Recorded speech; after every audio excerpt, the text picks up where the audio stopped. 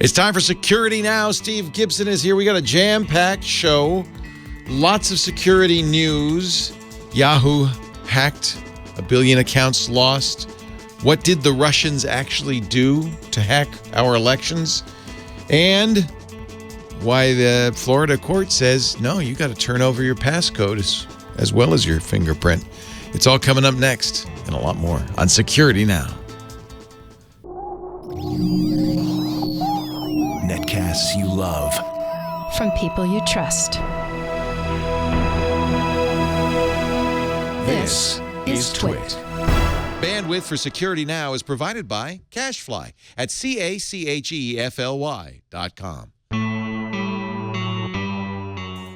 This is Security Now with Steve Gibson, episode 591, recorded Tuesday, December 20th, 2016.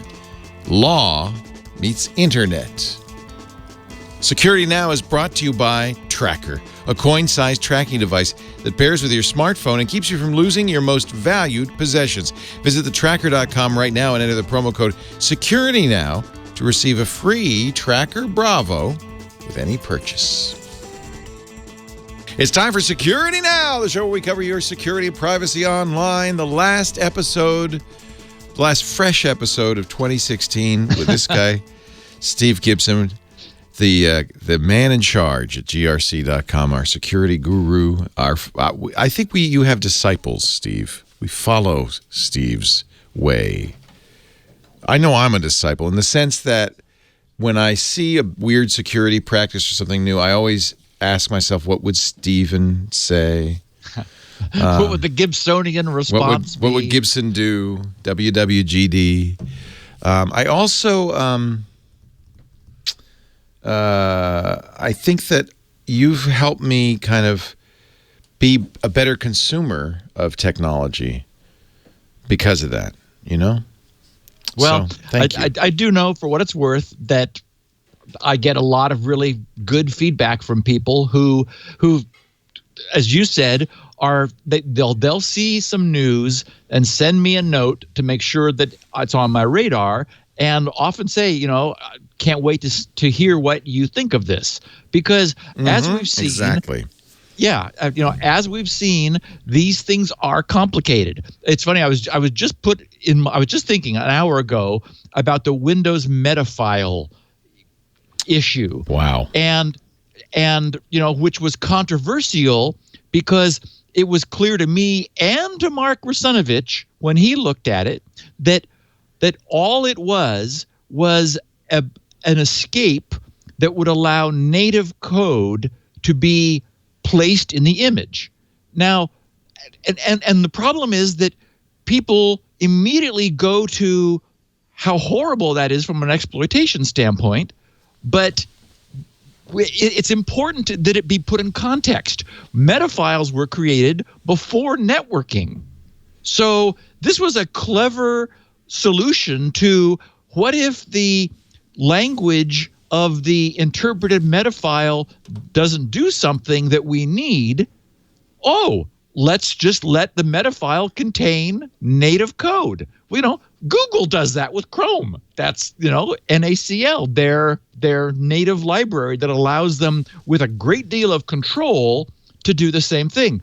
Anyway, so the point is that this stuff is not simple.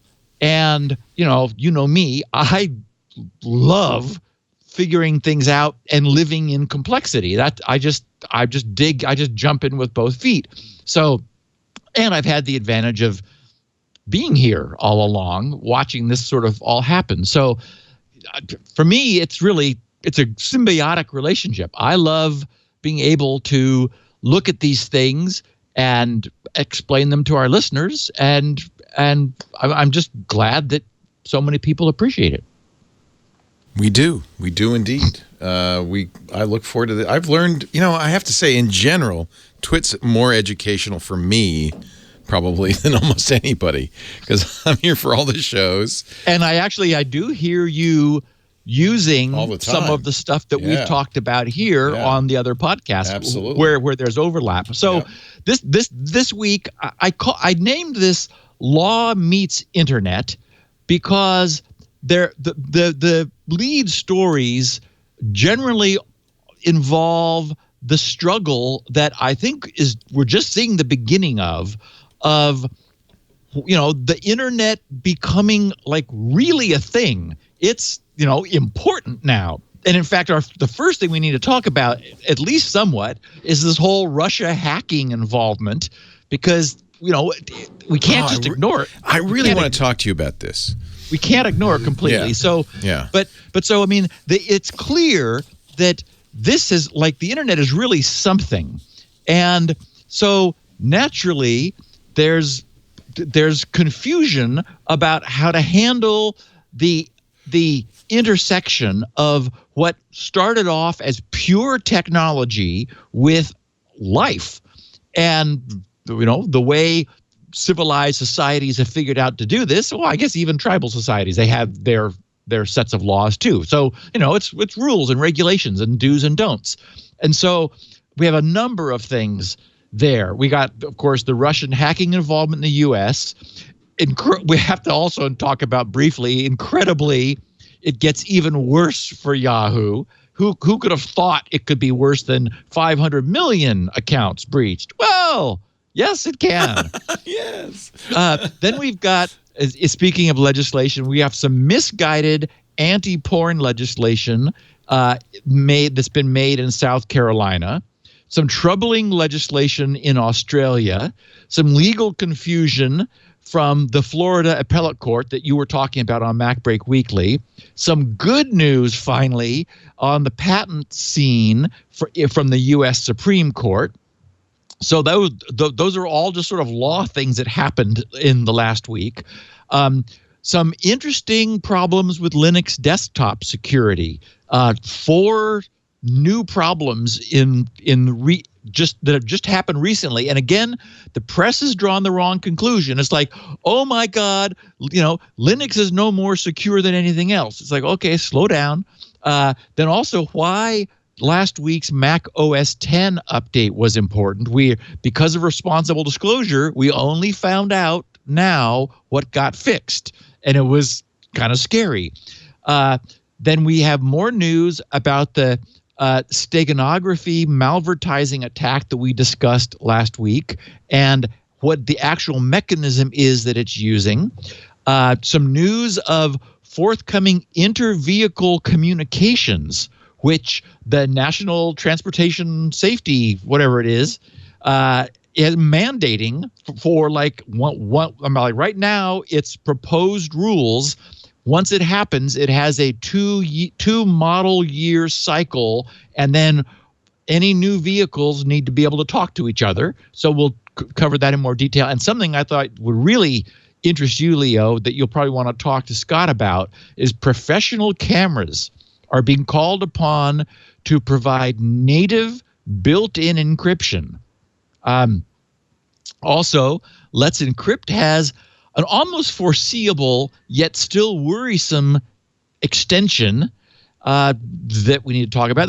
After all that, we've got some additional news, some errata, some miscellany, and then I answer the question, I try to, exactly how does that I really promise I'm not a robot checkbox Good.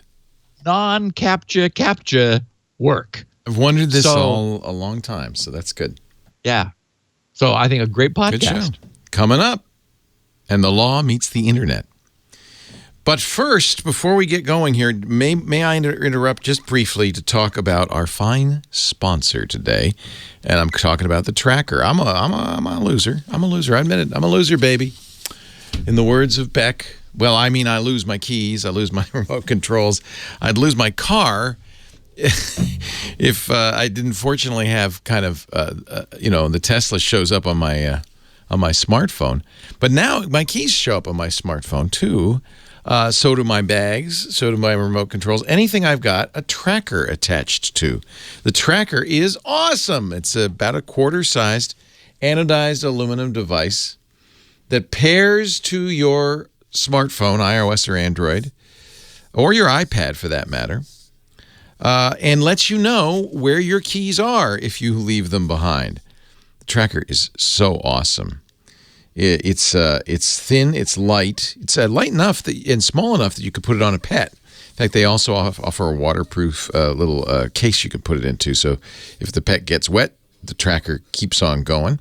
Removable battery lasts about a year, but it's easy to replace. Bluetooth LE is the technology. You can even add laser engraved messages to your Tracker Bravo because it is anodized aluminum, or they have this really nice UV LED printing that you can put. We have trackers with all of the show album art on them. It's a great way for the holidays to help loved ones keep track of their stuff you give them, by the way. They'd be a very good stocking stuffer. Tracker makes losing things a thing of the past. I'm going to tell you how you can get an additional tracker for free. Now, let me explain how it works. It's not GPS of the tracker. That would make it a lot bigger, heavier, and would really kill battery life. It's Bluetooth LE. Your phone has the GPS. You also have two-way separation alerts you can turn on if you wish, so that if your phone leaves the tracker behind and whatever it's attached to, your phone squeals. And if you leave your phone behind, which I actually do a lot, the tracker will go, hey, it beeps at you. There's even a button on the tracker you can push that will make your phone make a very loud noise, makes it very quick and easy to find.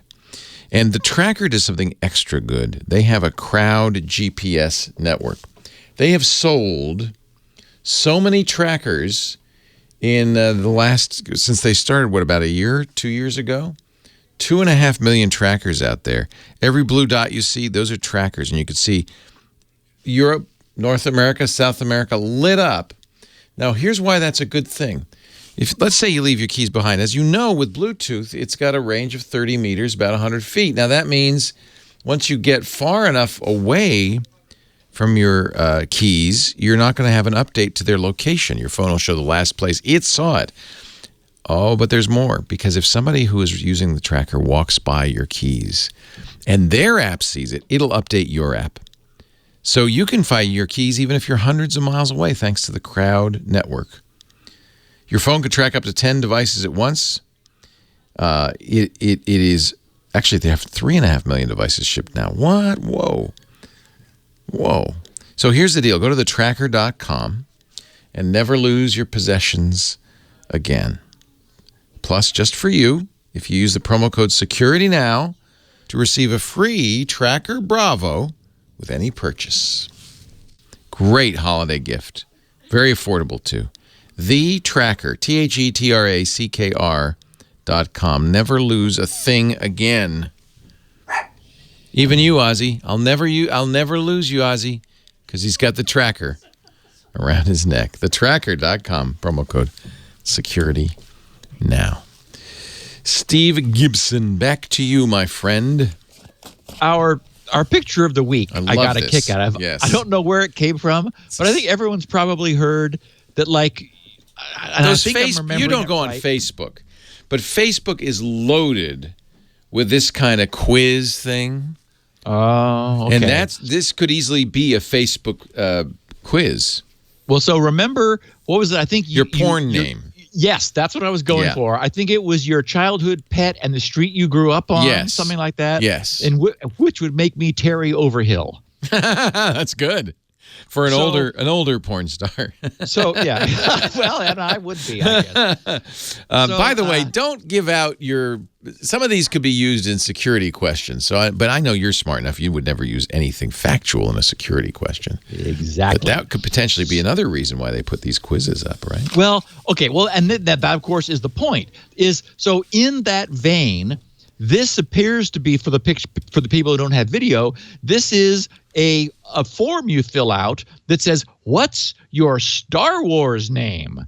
And so they're apparently doing the same thing. It says, enter your social security number and mother's maiden name to find out. Great. and then I put a little caption out the bottom, courtesy of P.T. Barnum. Yeah, there's never a sucker born every minute, right? He was given attribution for that that famous phrase. And so I looked at this and I thought, none of our listeners, well, I mean, they would find this humorous. They get it immediately. I'm absolutely sure that, remember, Leo, I know that you have probably seen ugly cars driving around the street. A few, yeah. Okay, somebody Driven bought some that ugly myself. car. Yeah. You know, there was something called the Thing once, and I actually saw God. them on the road. Yeah. Someone bought a Thing. That was And a so- Volkswagen. Yes. And so the they point is- ended up discontinuing it because if you got hit in the Thing, it was composed of a bunch of panels. All the panels would pop off. And you'd be sitting there naked on the road in your chassis. And so this is the lesson Yes. that we've also seen like unbelievable colors on cars. It's Well, like, okay, so somebody Christmas either sweaters. bought that or they did that. All you have to think is Christmas sweaters. Yeah. There, people wear those, right? So and somebody bought them. Yep. So it used to be on a hook. Now it's on them.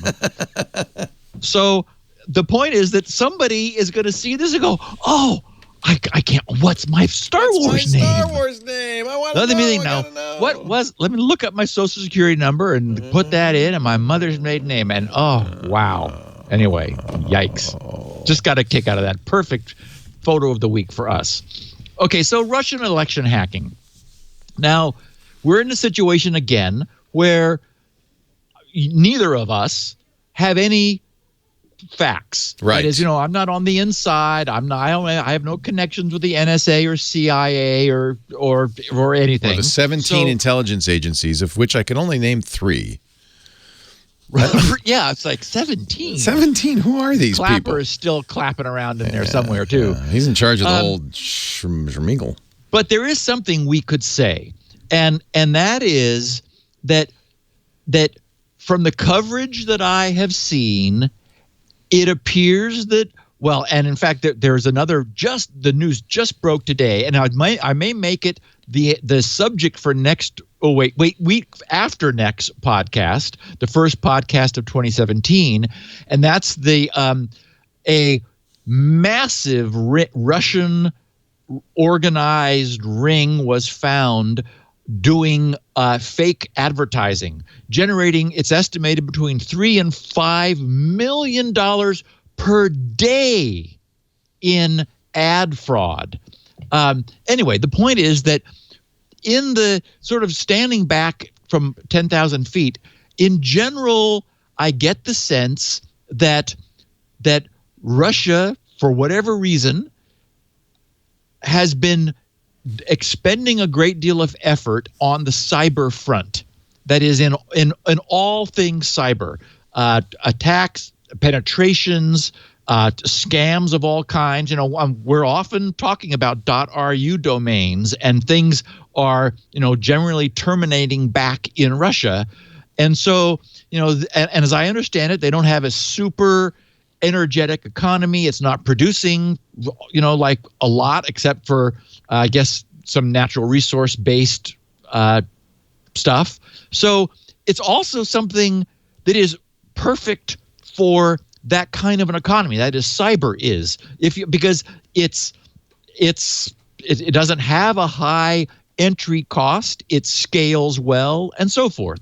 So I guess as I'm listening to all of this coverage surrounding, the did they, didn't they, what happened, what's this about, and also just all of the chomping at the bit that's going on. Everyone's just all in a big, flutter. It's like, okay, we've been saying now for years on this podcast that everything is porous. That is, we have so much complexity has been added, and we're lagging years behind in finding bugs that are often years old, and that creates a moving window of opportunity.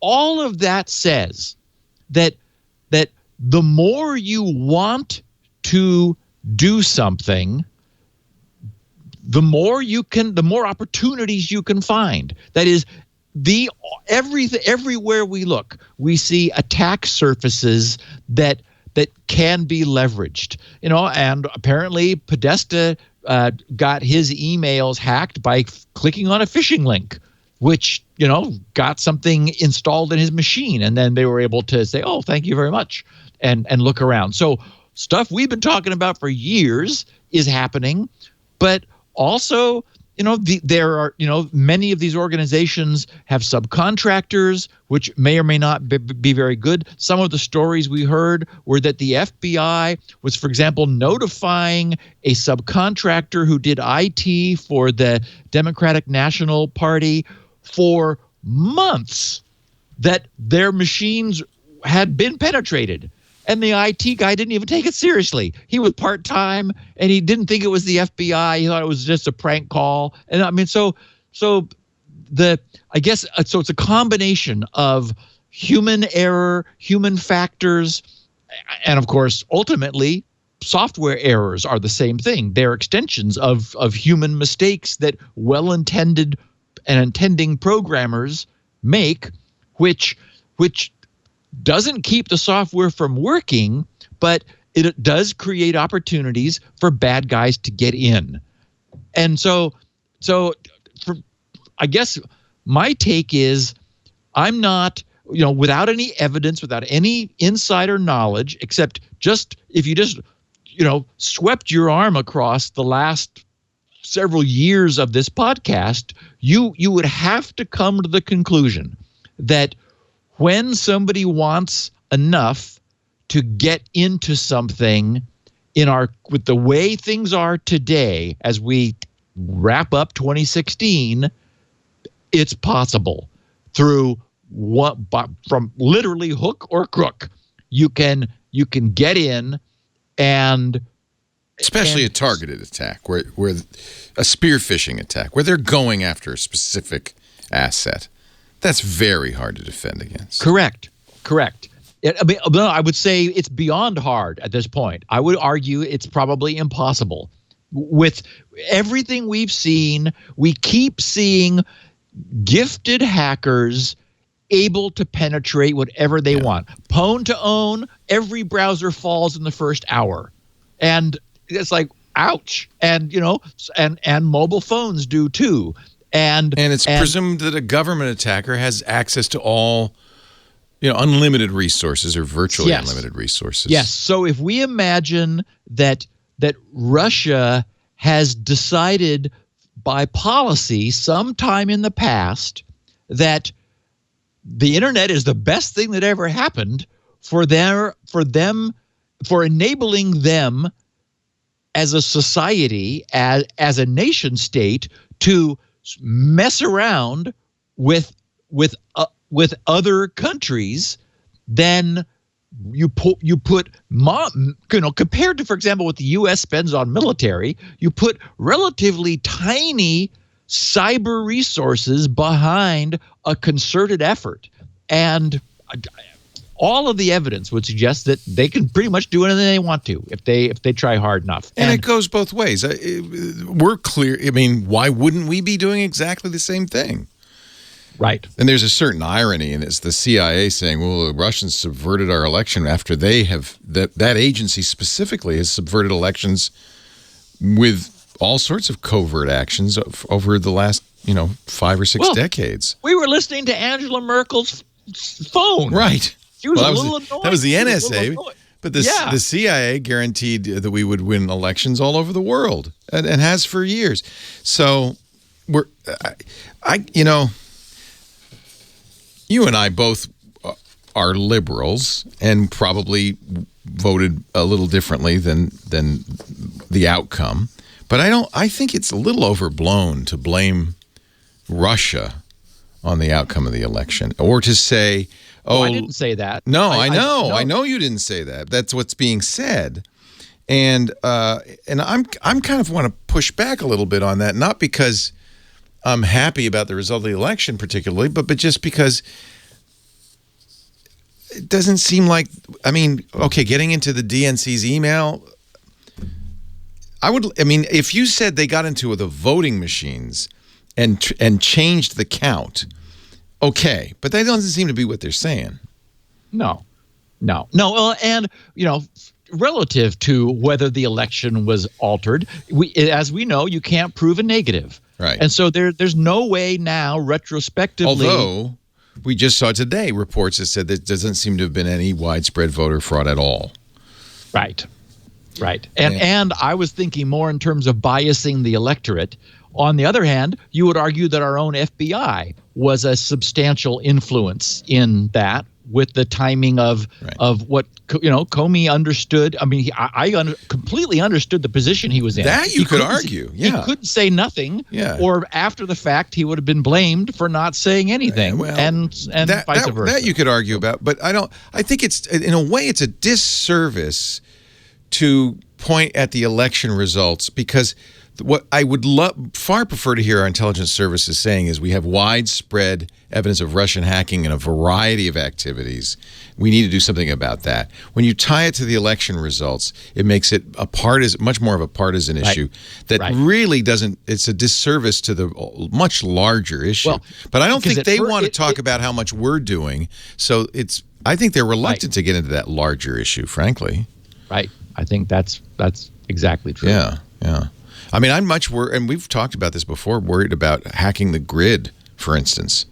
It would be fairly trivial for a nation state to take our grid down.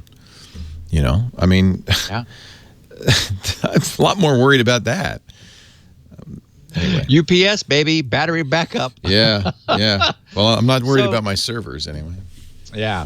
So, okay. So, anyway, that's really all I wanted to say. I didn't want to not discuss it ever, but I just wanted to say, I'm sure it's no surprise to any of our listeners that this kind of thing is possible. We know, for example, that from Edward Snowden's revelations, how much our own government, our intelligence services are doing. It was an eye-opener. I mean, like all the project names. I mean, we had a field day for a year covering all of the disclosures that came out of that. And we also know that China is very active. We're very active. And we know in many other ways Russia is very active. And it's not hard to be active. And there's also, people in their basements are able to hack things too. So yeah, what's interesting is that we're seeing as the internet intersects the real world, and I guess if nothing else, the outcome and the issue of the U.S. presidential election is about as real as it gets, then suddenly people are saying, "Oh, wait a minute. This is really bad." It's like, yeah, okay, this has been going on for a long time, and it doesn't seem to have gotten on anyone else's radar in as significant a way as it finally has. So I just think this is all for the good, because as we know, security is hard, and you have to work at it if you want it. And there are some places you really need it. I would argue messaging, I mean, some people certainly need secure messaging. I don't have any particular need for it because I'm just, arranging what time to meet friends for a meal. But still, so I guess my point is it's variable, and something like, the more important things are, the more people want them to be secure. The problem is we don't currently have an infrastructure that guarantees that. And there's, all the other lessons we see is that if we ever get there, it's going to take a while. And you and I, Leo, will have been long retired. Yeah. Yeah. I mean, let's get the intelligence agencies focused on what Russia is doing, and maybe come up with ways to defend against that. That I'm all for. There's no way. But I think you make an excellent point. I would hate to. Should we be fatalistic about that then? I think you could. I mean, we could call it that, or we could call it realistic. I mean, look at the history. Yeah. The history says your light bulb could be attacking someone. Right. I mean, we're not making this up anymore. Truthfully, if I were Russia, I think that there will be much more damaging things you could do than what seems fairly minor, which is breaking into the Democratic National Committee and releasing its email. It seems like they could have done a lot worse had they really been strongly motivated. Yeah. Am I wrong? And this is the other problem is there's always a problem with attribution. And we're also not able to read people's minds. So, like just recently, the question was, or what was in the news, was that Putin himself was directly involved. And of course, no one will explain how they know that, but that's now what they're saying. Again, that stuff, I just sort of, I listen to it. I think, okay, well, that's interesting. Maybe that's true, but it isn't anything that is actionable. But what we do know is that everything has been built up in complexity on a fundamentally weak foundation. Lots of security intention, but complexity, as we've often said, is the enemy of security. And what's happened now is that the internet is becoming really important. And as we will be covering here in the next few stories, that now our legislators, which is like the tool that the bureaucracies use for trying to set limits and boundaries, that's now getting involved, which is always a little frightening. But first, we find out that more than 3 years ago, in August of 2013, more than 1 billion user accounts at Yahoo were hacked. And so this news comes out since our last podcast, and I think, okay, well, actually it was Wednesday of last week, and I think, okay, first of all, remember the old phrase, fool me once, shame on you; fool me twice, shame on me. If I refuse to learn from my mistakes, well, whose fault is that? Which is my way of asking, what security conscious person could possibly still be using Yahoo?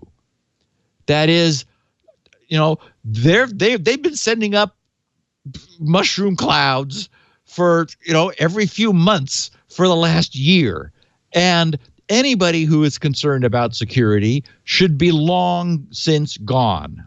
And it's what's interesting is that even after 3 months ago, in September, when they confessed to the 500 million accounts being hacked back in 2014, so that was only 2 years ago, they didn't force password resets and security question changes.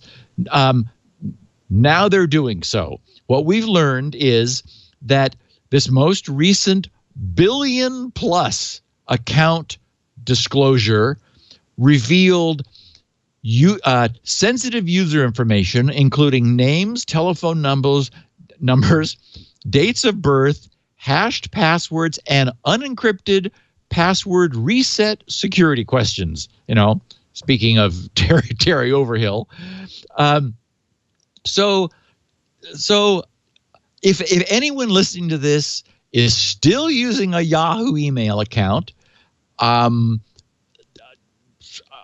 you have to ask why.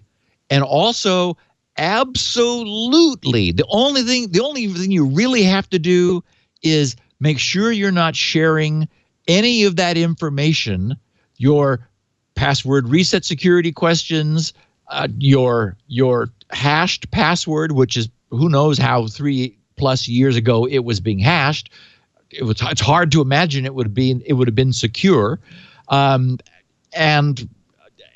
make sure there's no overlap between that and any accounts you actually do care about.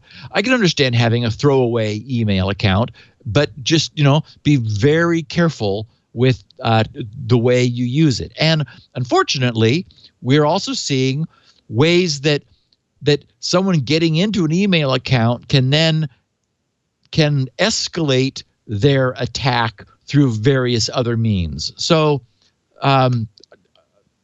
again, it's hard to believe anyone would still be there. What we hear in the coverage or read in the coverage is that, and here's the takeaway: Yahoo was ignoring the pleas from their security IT people for years, that they were deliberately giving. They were like, yeah, fine. We don't want to inconvenience our users.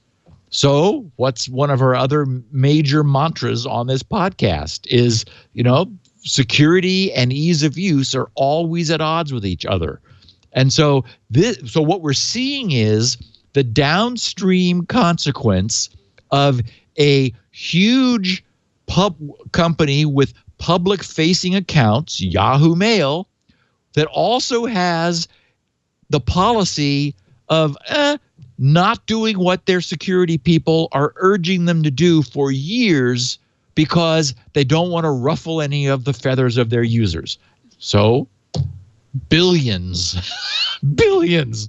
of email accounts. I always suspected it because we'd get all these calls on the radio show from people whose Yahoo's account has been hacked. And and it wasn't that they had bad passwords. I mean, it seems like they were very vulnerable. The other thing I would say is, I would like to propose and hear what you think is, one probably shouldn't delete one's Yahoo account because you don't want to let that give up that mail address, especially if you ever used it for password resets or anything, because Yahoo reassigns those addresses. You don't want somebody else to get your email address. You want to keep it, but just keep it dormant and kind of, I would sanitize it of any personal information. Yeah, and we covered this problem with Yahoo a couple years ago. Yeah. That whole issue of abandoning an account. I think what they were doing was, if you had not logged in for some length of time, they would send you an email into that account, which of course you wouldn't see because you weren't ever bothering with it. But then they would unilaterally make that re-available. They were recycling these long dormant email accounts, and they got a big slap on their hand for that because so many people were using their Yahoo Mail as recovery for other things. So that was my point about how, unfortunately, our experiences online are interlinked. So you might have registered once your Yahoo Mail as your backup email for recovery of something that you do care about. And if a bad guy then got a hold of your Yahoo Mail, they could, exactly as designed, use their control of your backup password recovery mechanism on an unrelated service to gain access to that service. So anyway, so I remember when we discussed it before, the notion was, well, how do we remember to log in every quarter? Just, say, hi, Yahoo, don't expire this account. I unfortunately, I used it once and I don't ever want anybody else to have it. Wow. And it's very much like the problem of a domain name that gets lost, and then squatters sit on it because there's going to be some traffic that's going to wander in and get exposed to what's there. Okay,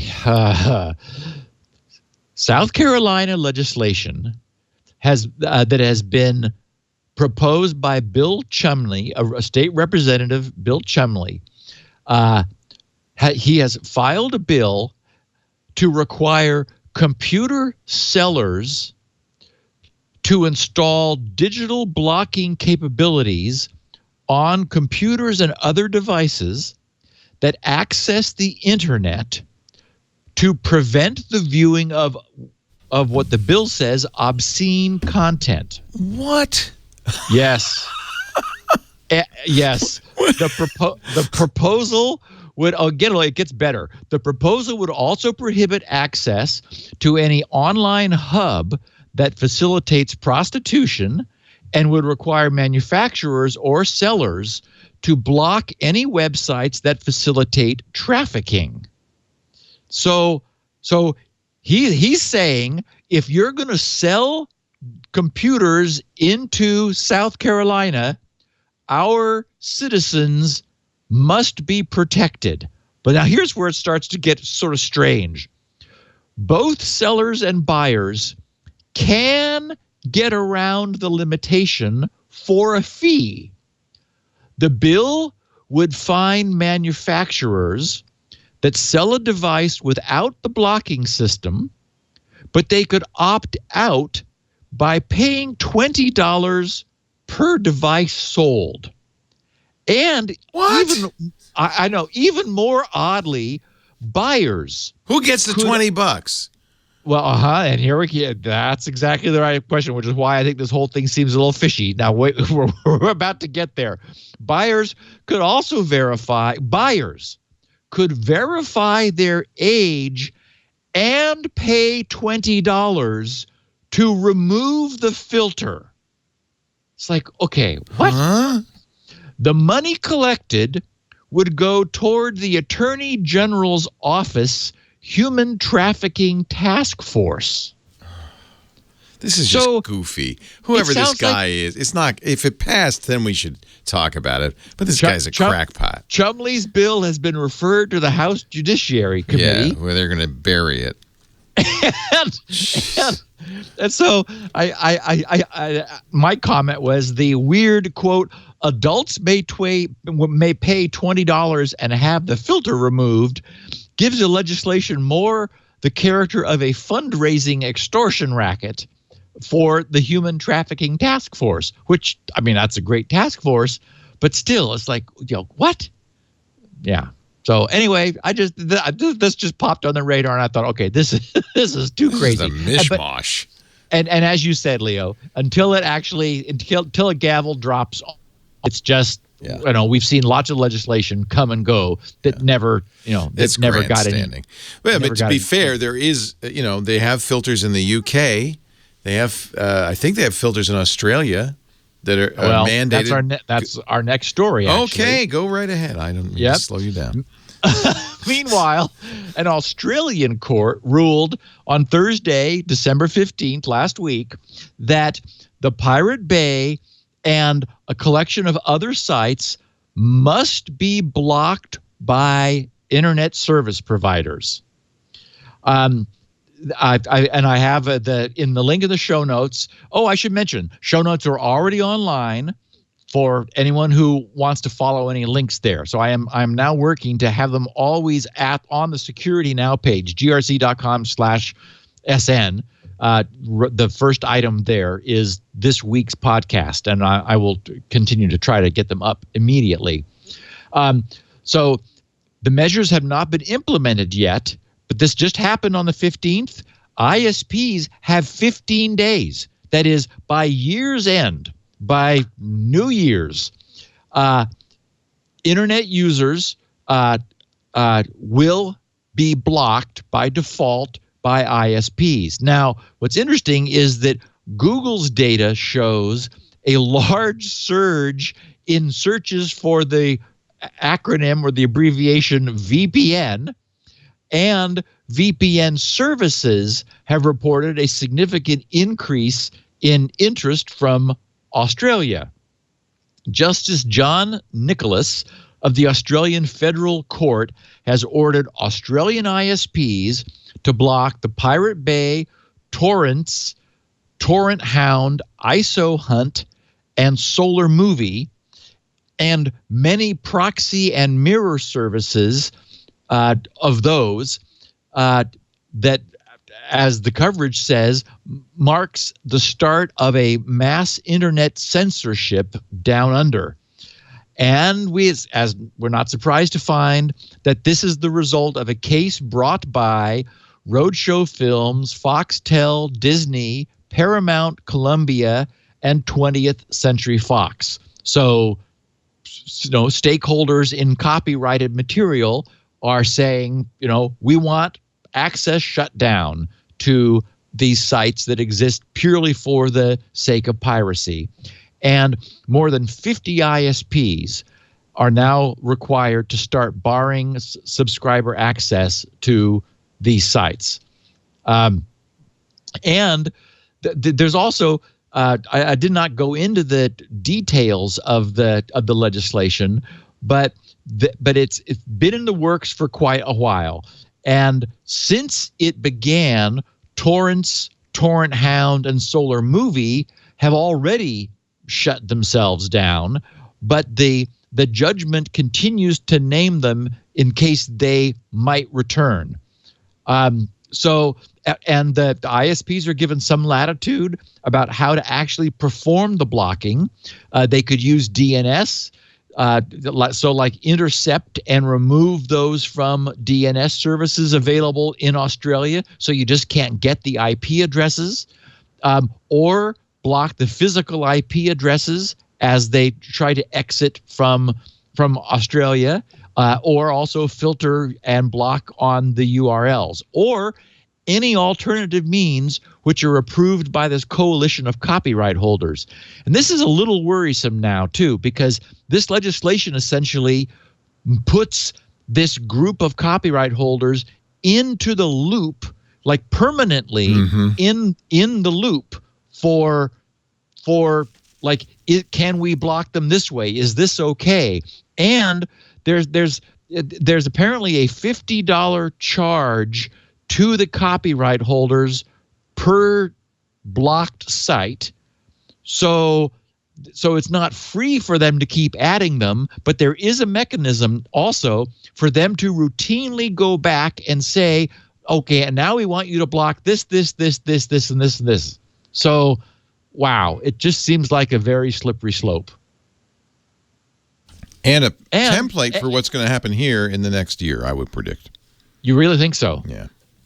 Yeah, wow. Well, I'm sure the Motion Picture Association will be pushing hard, yeah.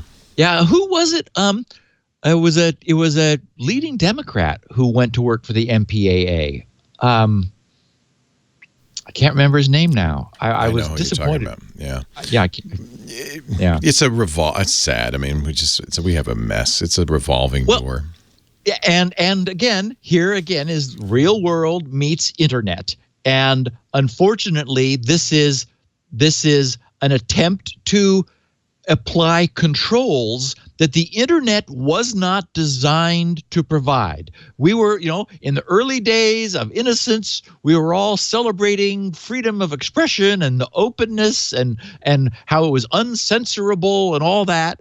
And it's like, well, it isn't designed with any of those things in it, but you can do things like filter. And the problem, of course, is VPNs. If you're allowed to run a VPN tunnel outside of Australia, then that bypasses any border protection. Just bang.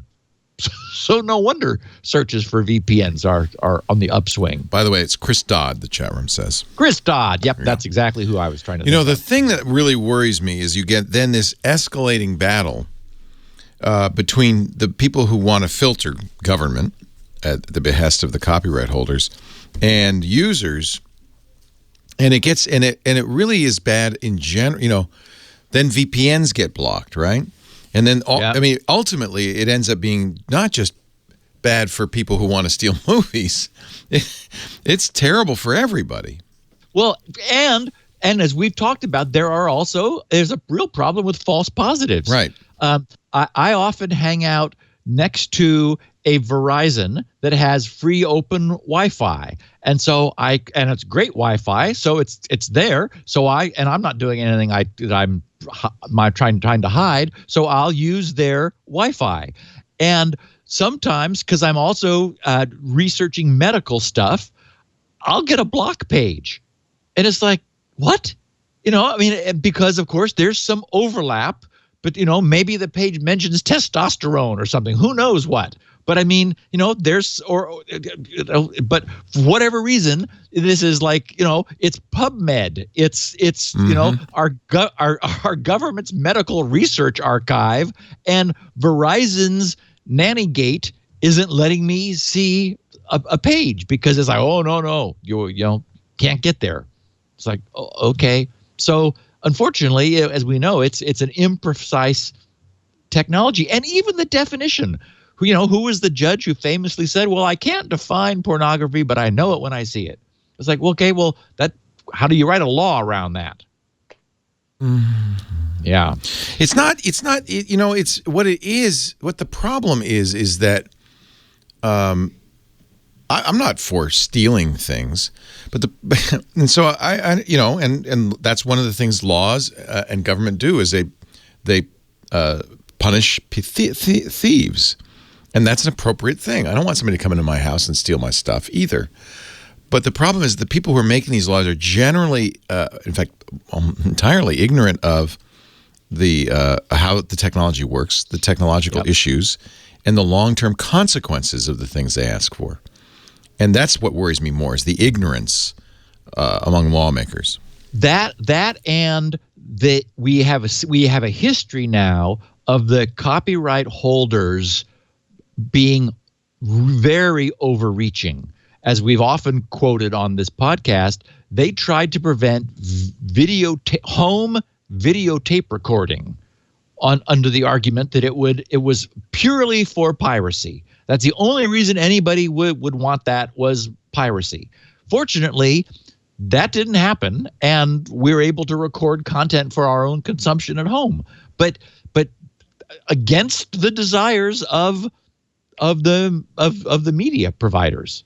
And of course, we went through the same thing with the DVD that was all, ridiculously encrypted, which lasted all of a week or two because you can't do that.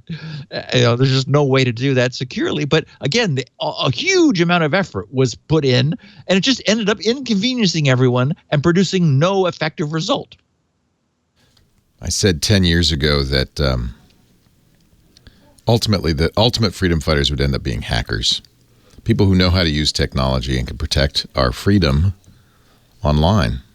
So everybody needs to start learning this stuff now. If you want to preserve freedom, learn technology.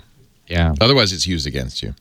So we've often spoken of the difference between something you know and something you have relative to recent court decisions. And I heard you talking about this on Mac Break Weekly just now, Leo, and our listeners need to hear it too, because there was a recent decision was reversed on appeal in Florida, which changes, depending on how this goes, what future this has, this argues that unlike what had been believed up until now, that a suspect who is blocking the acquisition of evidence by not divulging something they know, their passcode, up until now, as we've discussed often, that was regarded as testimonial. And so the Fifth Amendment to the Constitution, which protects against self-incrimination, was protection. That is, you could not compel testimony against oneself, thanks to this Fifth Amendment. So last Tuesday, a Florida appeals court ruled in a case of a man suspected of voyeurism that police may lawfully compel the disclosure of a mobile device's passcode for the purpose of searching it for incriminating evidence. Okay, so a little bit of context here. The guy's a creep. No one's on his side. His name is Aaron Stahl. He was arrested after a woman who was shopping in a store saw him crouch down and extend an illuminated cell phone under her skirt, according to court records. When she confronted him, Stahl told her that he had dropped his phone. He ran out of the store when she yelled for help, but police were able to identify him using his car's license plate number as he made his getaway. He was later arrested for something known as third-degree voyeurism. Sounds like first degree to me, but first degree I don't know what the degrees are. Sure does seem premeditated, if nothing else.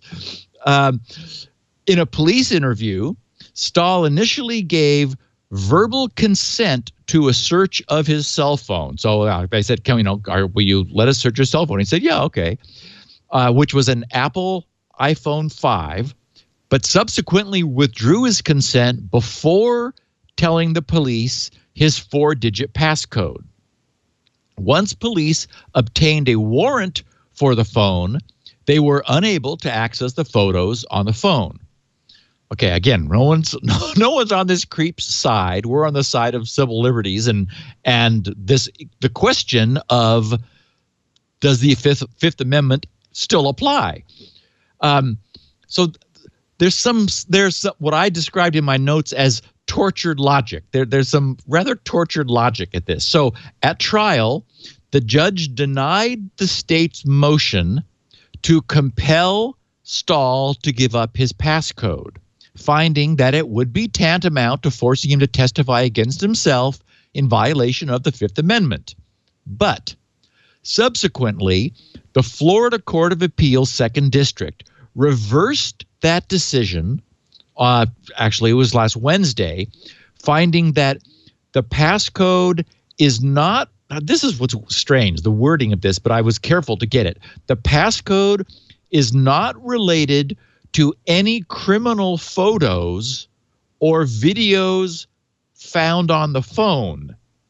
Okay, meaning that, so somehow the fact that you need the passcode to divulge them, a three-panel judge disconnected those. So Judge Anthony Black, writing for this three-panel judge, said, providing the passcode does not, quote, betray any knowledge Stahl may have about the circumstances of the offenses. This is about the right to not self-incriminate. They're saying giving the passcode is not self-incriminating. Right, exactly. It's not like divulging the photos themselves. Right, that would be incriminating yourself. Give us your photos. You have the right to say no. So they have a search warrant they cannot execute because he's blocking it. Right. So the text goes on to say, thus, compelling a subject to make a non-factual statement that facilitates the production of evidence for which the state has otherwise obtained a warrant based upon evidence independent of the accused statements linking the accused to the crime does not offend the privilege.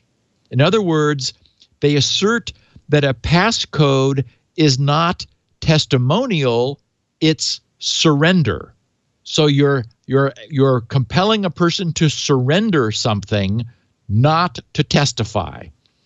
And of course, as we know, it was the Supreme Court decision back in 88, Doe versus the U.S., where Justice John Paul Stevens wrote something that we've often repeated, and you mentioned in the previous podcast, Leo, that a person may be forced to surrender a key to a strong box containing incriminating documents, but cannot be compelled to reveal the combination to his wall safe. So what we have now is an appellate court essentially reversing that standing U.S. Supreme Court decision. Okay, so I guess maybe this will go back up to a higher court. Maybe they'll just I don't know what the mechanism is. If the U.S. Supreme Court says we've already ruled on this, does the appellate court decision stand? I don't know. Anyway, we'll keep an eye on it because this has been an interesting point for people to say, oh no, you don't want to use your thumbprint. You want to use a passcode because that's something not something that you can be compelled to produce. And you be held down and put your thumb on the phone. No one can make you tell but you can be held in contempt of court. I'm sure you would be, and then jailed until you surrender the information. Yeah, and as we pointed out, I mean, the issue isn't so much the passcode is that you don't want to let the government pluck things from your brain because it kind of encourages torture or compelled or forced confessions. And so I'm no lawyer, but I would guess that that's the reason for the Fifth Amendment. And that's what the Supreme Court would have to decide. I don't think it's obvious what the right answer is, by the way. I can understand the case on the other side as well. Yeah. It's very interesting. We do have some good news. Thanks to our friends at the EFF. The U.S. Supreme Court has agreed to hear a case that could end the famous Texas grip on patent cases. In the case TC Heartland versus Kraft Foods, that case effectively asks the court to decide whether patent owners, which as we know are unfortunately all too often not patent users, they are trolls patent trolls that collect patents purely for prosecutorial purpose in order to squeeze money out of people, much like the podcast patent that was hanging over Twit's head for a while. And would have gone to Tyler, Texas. Yep. To decide whether patent owners can sue in practically any corner of the country. The EFF supported the position and side of T.C. Heartland, who was the petitioner at the Court of Appeals for the Federal Circuit, as well in asking the Supreme Court to hear the case. The petition to the Supreme Court became necessary after this Federal Circuit issued a disappointing decision that maintained the status quo. So it's like, okay, we need to escalate this. And the good news is the Supreme Court has said, we agree, bring it in front of us. The current law, as it is now, and was unfortunately just recently re-upheld, allows patent owners to pick and choose between federal courts, often opting for courts that are perceived to have rules and procedures favorable to their position. The result, writes the EFF, has been astounding. Last year, almost half, 45% of all cases were filed in a single eastern district of Texas, a rural part of the country that has no major technology industry, just a well-fed judge. Well, it's not even that, because what you want is a jury that is well disposed to protect the little guy, which is how these non-practicing entities position themselves. Where I invented something, and now the big company came along and took it from me. So you don't want people who work for big companies. Right. And we've talked about this in the past. There is a stadium in that town that Samsung fully supports. They've got like Samsung banners and flyers, and they're trying to win hearts and minds. Exactly. They're saying, we're good. Please, think of us in a good light, because they recognize they're vulnerable. They've just been raked over the coals by this ridiculous county. So when I can now talk about this, because during this, we did, of course, get approached by the podcast troll. And that patent was invalidated by the patent office, so the whole issue is over, thank goodness. And they did go after, as you know, Carolla, and Adam Carolla fought it. Good for him. We would have fought it as well. I would not. They asked for $2.5 million, I think, something like that, and we just laughed. And we would have fought it, but they didn't end up coming around to suing us. But what we did do is engage an attorney who practiced in East Texas, who had done patent cases in Tyler, Texas, who knew the judge, because there is one judge who's the one everybody wants, and this is where it would have been. This is the jurisdiction it would have been tried in. And he's busy. He's very busy, but again, it's positioned as, no, we're trying to defend the rights of the little guy. The guy who invented intermittent windshield wipers against the big bad corporation stealing his idea. And that's something juries really eat up. So our strategy, we had several meetings with our attorneys, and our strategy would have been to go down there, have a barbecue, have all the churches that have podcasts, have all the little podcasts from that area come and meet people and bring our viewers down. Because the idea would be to say, we're not the big guy. We're like you, and podcasting is how normal people get a voice in the world. And I think that would have been actually a good strategy, but we never got to exercise it. Well, and there's so much wrong with the system because, for example, none of the money spent is recoverable. Right. It's all just gone. Right. It goes to the attorneys, but that's the point. Yeah, exactly. It doesn't go to usually the patent. The guy who came up with the patent has sold that long ago to these non-practicing entities. Right. So anyway, the EFF concludes saying, we're glad to see that the Supreme Court has agreed to hear this important case that could significantly curtail some of the worst actors in the patent game. EFF will be there to urge the court to restore balance and fairness in patent litigation. And I say, again, for the umpteenth time, yay to the EFF. Thank you. Well, it was the EFF got the podcast patent overturned. We were thinking of, and we had decided not to do this because it's risky. They had decided to pursue what's called a inter partes appeal to the patent office. And the reason it's risky is if the patent office affirms the patent, of course, that goes right in front of the jury. Look at this. These guys tried to get the patent overturned, and the patent office came back again and said it's a good patent. So we didn't want to do it, but the EFF decided it was a good thing. They had prior art and so forth, and so they felt like they had a good shot at it. I donated money. A lot of people donated money to the EFF to pursue this, and they won. And that really eliminated the whole thing. They got the patent overturned, and they won. But it's why I also continue to donate every month to the EFF, and I think everybody should. It's a great organization. Well, and I think I've mentioned before that the last time I ever agreed to serve as an expert witness was in a suit between Princeton Graphics Systems and NEC over the multisync, which Princeton Graphics alleged was infringing on their patent, and NEC was fraudulently making claims that were unsubstantiated.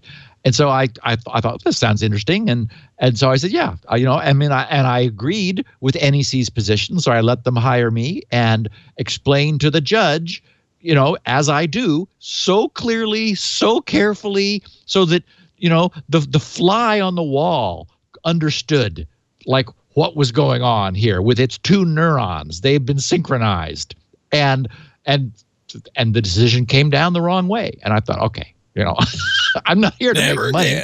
I'm here to help the good guys. Yeah. And it didn't work. So I thought, screw this. I'm not doing this anymore.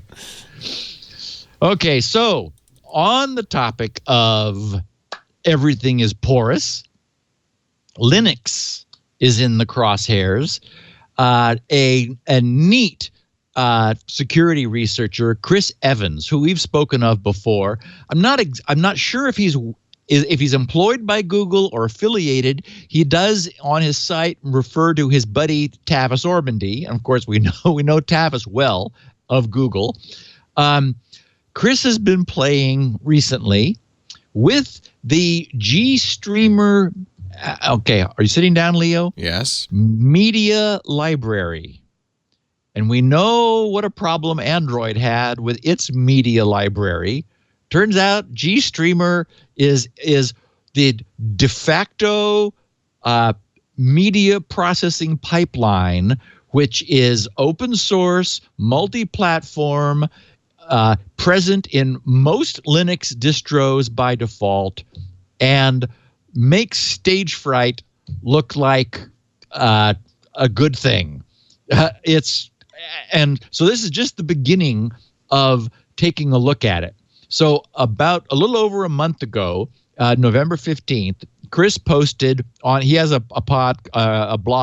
I did write blob. I read my own notes. A blog called Scary Beasts. So it's scarybeastsecurity.blogspot.com. And so his posting on middle of November was, and he had the tags 0 day and proof of concept, POC. He said, risky design decisions in Google Chrome and Fedora desktop enable drive-by downloads, meaning you just visit a web page and in the background, if you visit it with Chrome, Google's Chrome browser, on Fedora, it downloads files. And I think it runs them. So his overview says, a confluence of risky design choices combined with various implementation issues makes drive-by downloads possible with Google Chrome on Fedora. First, Chrome will automatically download files to a user's desktop with no confirmation. Oops. Fedora's tracker software will auto-crawl downloaded files to index them, including media files. 3, the GStreamer framework, as used to handle media in the Fedora desktop, has questionable, he writes, and then in the next 2 blog postings we're going to learn just how much that is true, implementation quality from a security perspective. 4, the tracker component responsible for parsing media files does not appear to be sandboxed, as in, for example, with security enhanced Linux, SE Linux. And finally, the Fedora default desktop install includes a range of fairly obscure media decoders that confer risk but are not necessary for a thorough desktop experience, which is Chris's polite way of saying there's a bunch of crap in there installed by default that few, if any, people will need, but which expands the attack surface needlessly and dramatically. So basically, and he goes into great detail afterwards, but that's the gist of this. So a drive-by file download vulnerability, and it's not sandboxed, and apparently this tracker indexing then allows you to leverage problems with GStreamer in order to essentially execute content on the system in the security context of GStreamer and or tracker. Not good. A week later, Chris is back on the 21st of November with this one's tagged 0-day and exploit. And he says, advanced exploitation, a scriptless 0-day exploit against Linux desktops. And then in his overview, he says, a powerful heap corruption vulnerability exists in the GStream decoder for the FLIC, F-L-I-C file format. Presented here, he writes, is a 0-day excuse me, exploit for this vulnerability. This decoder, this FLIC decoder, is generally present in the default install of modern Linux desktops, including Ubuntu 16.04 and Fedora 24. GStreamer classifies its decoders as good, bad, or ugly, despite being quite buggy and not being a format at all necessary for a modern desktop. The FLIC decoder is classified as good, almost guaranteeing its presence in default Linux installs. Thanks to solid ASLR/DEP, that's, as we know, address space layout randomization and data execution protections on some modern 64-bit Linux installs, and some other challenges, this vulnerability, he writes, is a real beast to exploit. But that doesn't stop Chris. Most modern exploits defeat protections, he's writing, such as ASLR and DEP, by using some form of scripting to manipulate the environment and make dynamic decisions and calculations to move the exploit forward. In a browser, that script is JavaScript, or he says, or ActionScript, in the case of Flash. When attacking a kernel from user space, the script is the user space program. When attacking a TCP stack remotely, the script, in quotes, is the program running on the attacker's computer, that is remotely over TCP. As in my previous full GStreamer exploit, and this was something I didn't cover because it wasn't quite as on point, against the NSF decoder, the script was an embedded 6502 machine code programming. What? This was some This was well, it's because that was the chip in the Nintendo something or other. And so they were emulating, in order to run Nintendo stuff, they were emulating the 6502 famous processor technology chip, and so he was able to abuse the 6502 interpreter in order to leverage an attack. And he says, but in order to attack the flick decoder, there simply isn't any scripting opportunity. The attacker gets once to submit a bunch of scriptless bytes into the decoder and try to gain code execution without further interaction. And he writes, and good luck with that. Welcome to the world of scriptless exploitation in an ASLR environment. Let's give it our best shot, which is the beginning of a post where he shows how he did it. And, this is somebody you want on your side. This guy has, and he looks like he's about, now I don't mean this in any negative way, Chris, but it looks like he's about 12. Uh-huh. So it's like, if he's not already working for Google, everybody should go try to hire this guy, because he's got some serious skills. So what all that means essentially is that he figured out how to feed the flick decoder interpreter essentially a program which was complex and would do what he needed it to do by writing code in this metafile that the flick interpreter is going to interpret in order to get it to do this work. And it's like, okay, wow. I mean, so here's a classic example of if you want something bad enough, our current systems are replete with opportunity. Most people can't do that. Somebody good enough. I mean, there's other lower hanging fruit probably. Chris is bored by low hanging fruit. He wants to get a trampoline with stilts, and in order to reach up high enough in order to pluck this thing, but major skills.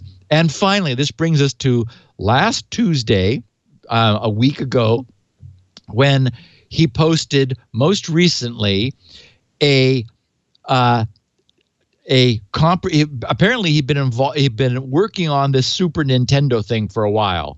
So and all I did is just have his little quick TLDR, which is a full reliable 0-day drive-by exploit against Fedora 25 and Google Chrome by breaking out of Super Nintendo Entertainment System emulation via cascading side effects from a subtle and interesting emulation errors.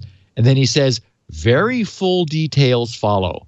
So again, I have links to all of Chris's blog postings. If anyone is interested in the mechanics of this kind of serious roll up your sleeves reverse engineering, this is the guy to go read. And he, you might want to just follow his blog, because he posts every, his latest exploits and exploitations at scarybeastsecurity.blogspot.com. Now they said in the chat room that these exploits were patched before they became public, or is that not the case? I didn't follow up. Okay. And find out. I would be surprised if not, because Chris is nothing if not responsible. Yeah, so yeah. I'm sure that's. But again, these were there until Chris found them. Right. And but this is why open source works. I just want to point out, people go, "Oh, this is a terrible thing." Well, But this is why it works. If it gets patched right, then this is all good, right? It doesn't work any better than closed source. It's all the same, Leo. I guess. This is all, You can at least look at the code and look for flaws in the code.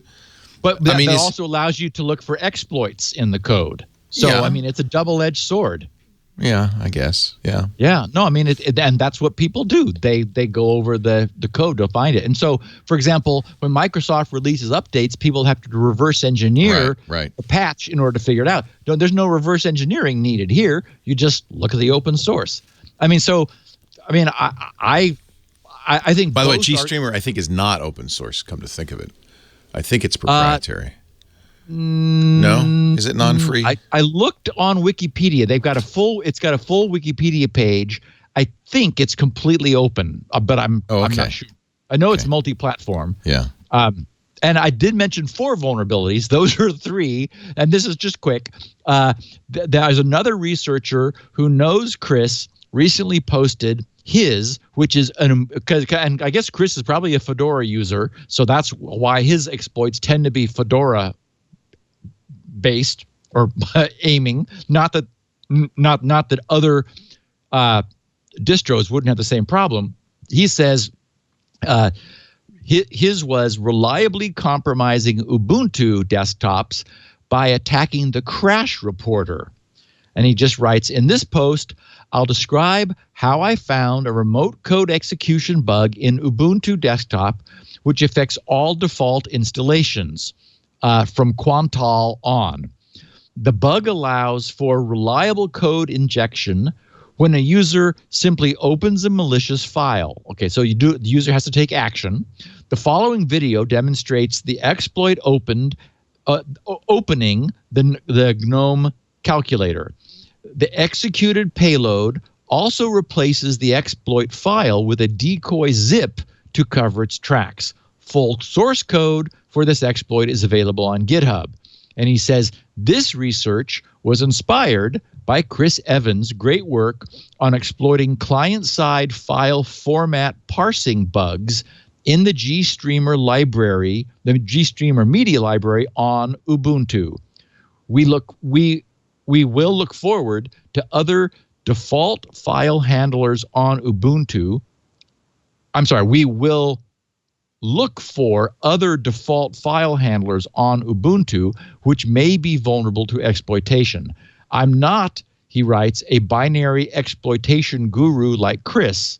So instead, we'll try to find bugs which are exploitable without memory corruption. So again, our systems are complex. We want them to do everything, and there is legacy code that predates. In many cases, there's legacy code that predates a manic concern over security, but even since then, mistakes get made. So the new cycle here is, as we've been discussing recently, is that problems are found, they're responsibly disclosed, they're fixed in a timely fashion, and hopefully, as we move forward with a heightened appreciation for security, we'll be making fewer mistakes than we fix. So the count of unknown vulnerabilities drops over time. And ultimately, I think we just need to scrap this entire model. Everything we're doing is like the way firewalls used to be, of permit all and block known problems. It was easy to flip the firewall model around. We're still using an architecture from the first computers with relays and tubes. Nothing has changed.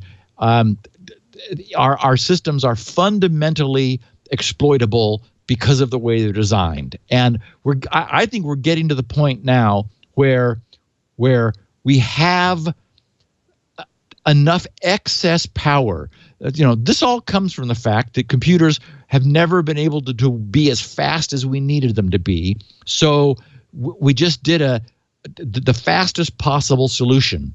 Having them operate in a way which is fundamentally secure rather than fundamentally insecure they will not be nearly as efficient, but they will be potentially bug-free. That is, in terms of this kind of exploit. I know there's like research in labs going on now saying we just have to scrap everything we have. It's gotten us to this point, but it's just really becoming a problem.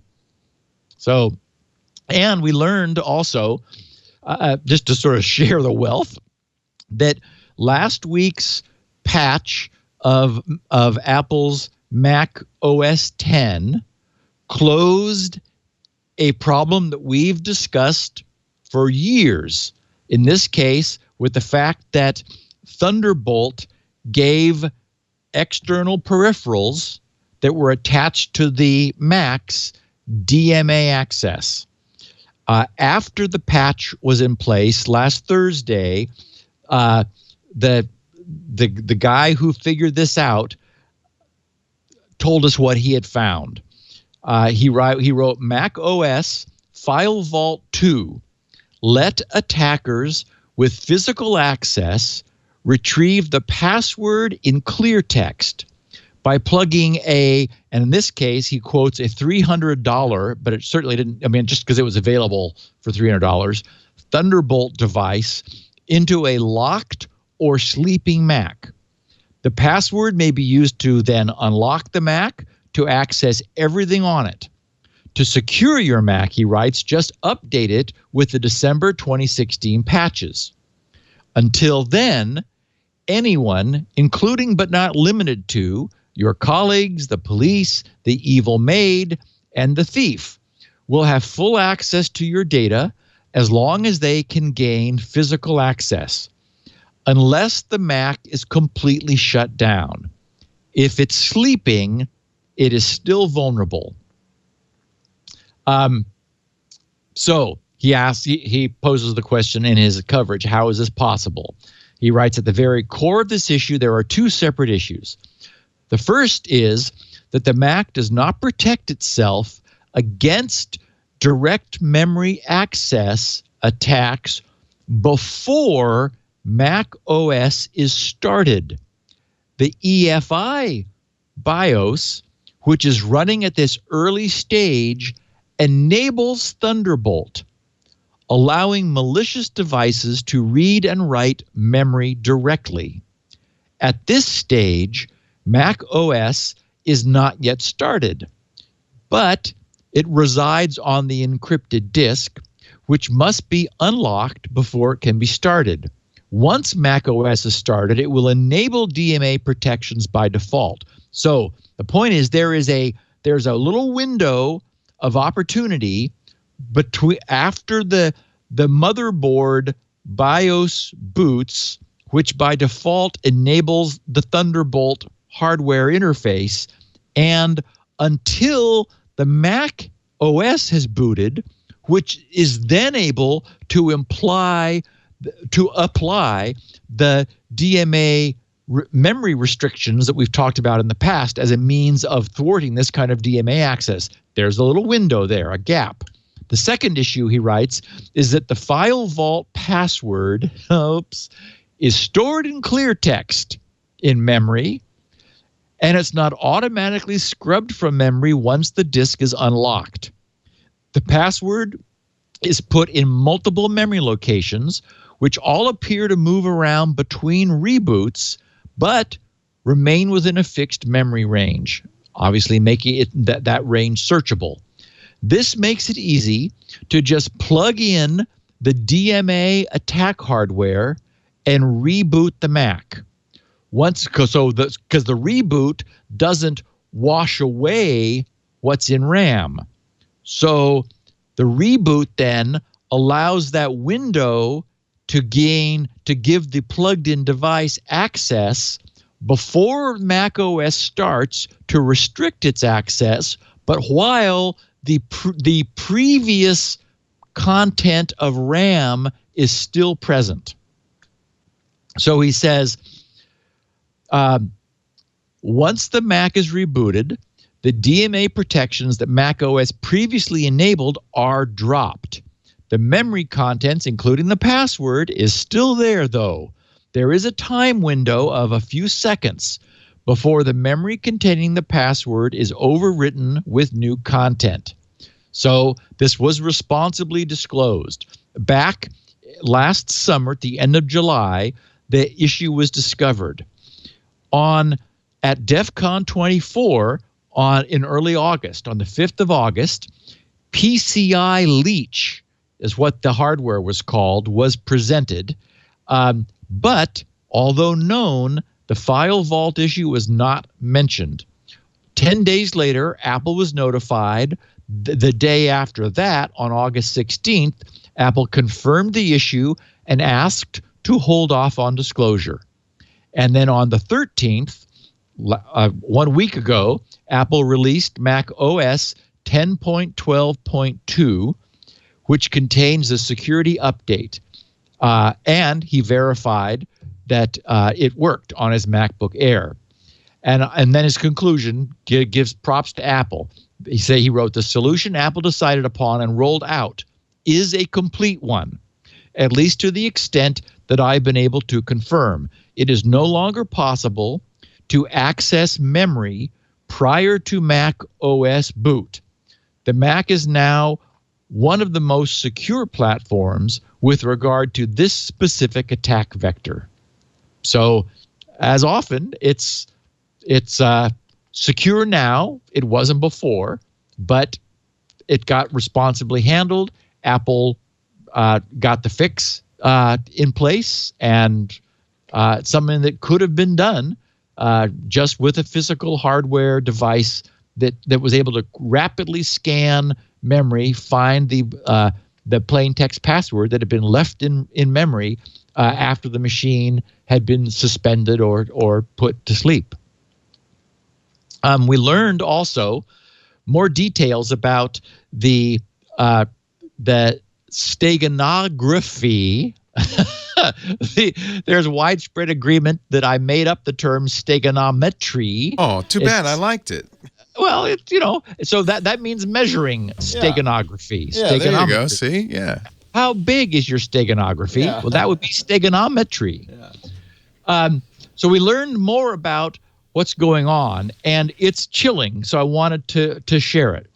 A security firm, Proofpoint, has dug way into this. And in fact, there's a graphic on their site, Leo, you might want to bring up just because it's sobering in terms of the sophistication of this attack. And it's sobering because it demonstrates to what lengths bad guys are willing to go in order to get what they want. And so it just sort of says, this is not the script kiddie anymore. Yes, so you're now showing the graphic of the back and forth protocol that this attack uses in order to achieve its ends. It's so complex I can't fit it all on the screen. I know.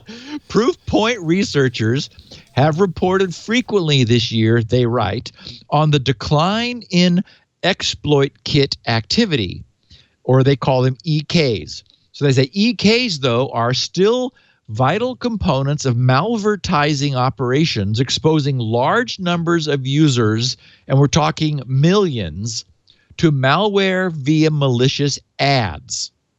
Since the end of October, they write, we have seen an improved version of the DNS changer exploit kit used in ongoing malvertising campaigns.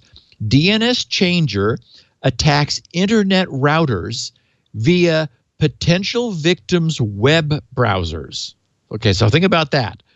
DNS changer attacks internet route, meaning local, the user's routers, their LAN routers, their own net routers, via potential victims' web browsers.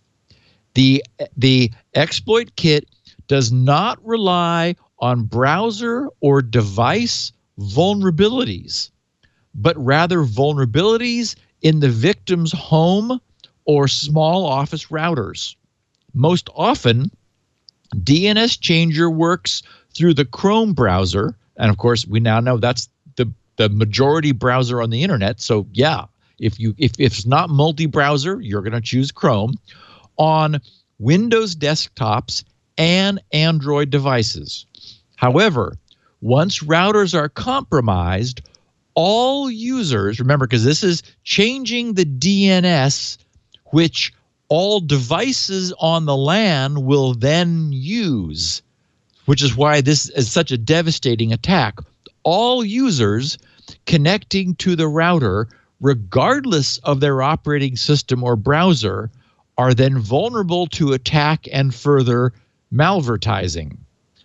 The router attacks appear to happen in waves that are likely associated with ongoing malvertising campaigns lasting several days.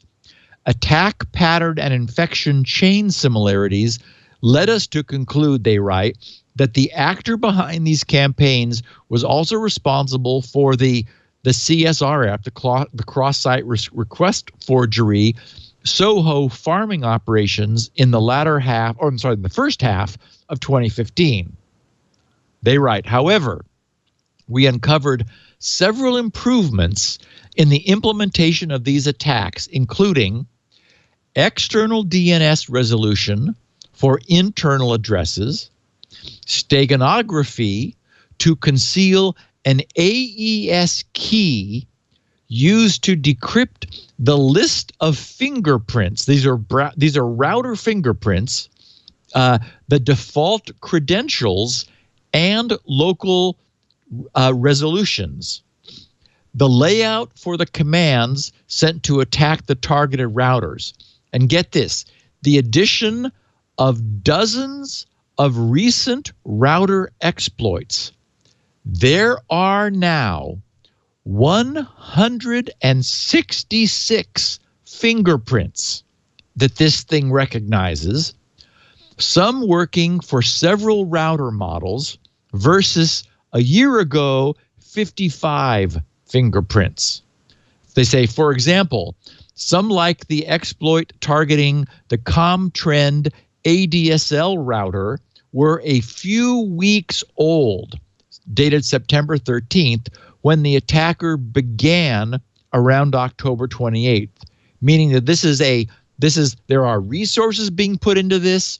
The moment a new local router vulnerability is found, remember, this is not a remote vulnerability. This is inside your network, because you've got routers typically with web interfaces that allow you to log on to them.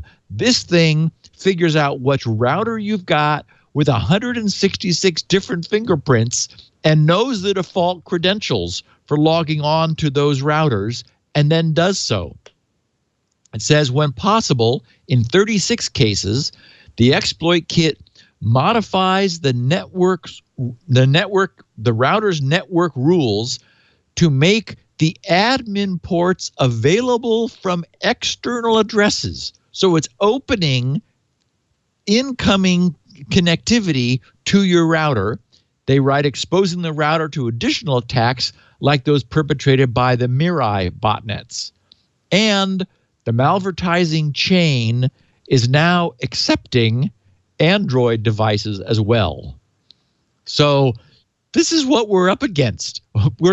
So innocent people using Chrome on Windows, or of course the default browser, Chrome on Android, just visit a reputable page and their browser receives malvertising, which is all that's necessary to commandeer the Chrome browser and this is using AES encryption with dynamically varying keys. So the content was encrypted under the key, which is steganographically hidden in the ad's image.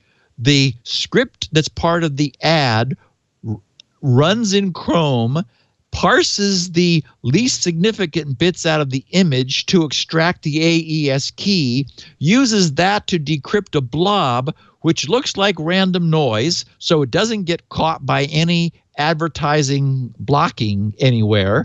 That then decrypts the code necessary to cause the JavaScript running in the browser to be able to then perform a series of local queries to your router, checking its fingerprints to identify it, and then selecting specific router-specific code to access the router, change DNS. So now instead of your ISP's DNS or Open or Google or wherever like real DNS, you then, without knowing it, your DNS gets changed so that all the devices in your network are now obtaining DNS services from a bad guy, and as we know, DNS security is lagging behind. We spent a lot of time on the podcast talking about how important it is that it be secure.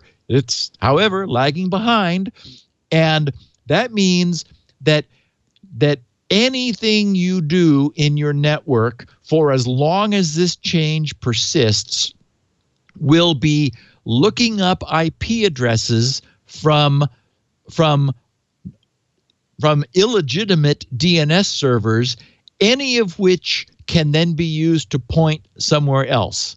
And of course, what that means is your browser actually thinks you are at https://amazon.com, but you're at a site pretending to be that.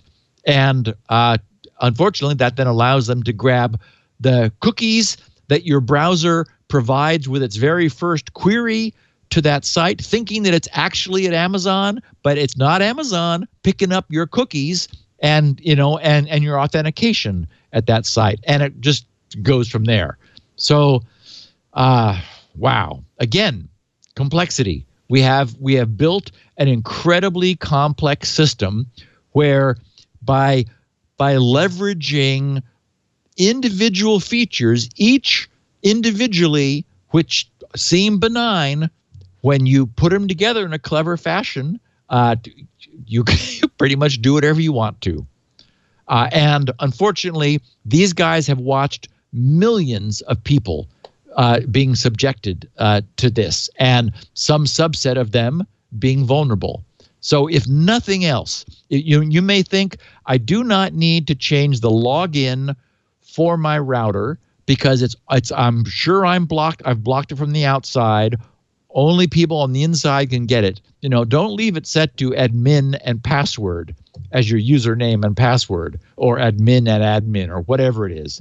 It's worth making sure that something that might operate in your machine is unable to get to your router. Yikes. And in something not security related, the National Highway Traffic Safety Administration has published a notice of proposed rulemaking. It is 392 pages. So I'm not going to go through it. The table of contents, though, was interesting to browse through. This proposed rulemaking will be mandating vehicle to vehicle. So we will have a new acronym, V2V, communication systems in all new cars and trucks. Once the rule is finalized, car makers will have 2 model years to begin including V2V systems with a bit of slack to allow the synchronization of product cycles. V2V equipped cars will communicate with each other at short ranges. I think I remember seeing up to 300 meters to prevent the kinds of accidents where current advanced driver assistance systems, most of which depend upon line of sight, are not effective. V2V, for example, a car might be broadcasting, I'm stalled. I'm stalled.